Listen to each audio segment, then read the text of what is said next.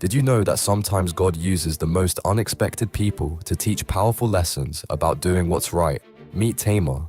She married into Judah's family, but when her husband died, she was left with nothing.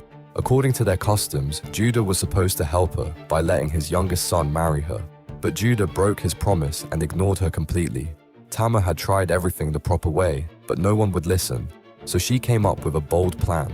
She disguised herself and waited by the roadside where she knew Judah would pass by. When Judah saw her, he didn't recognize his own daughter-in-law. He made the same mistakes he had refused to help her avoid. But Tamar was smart. She kept proof of their meeting.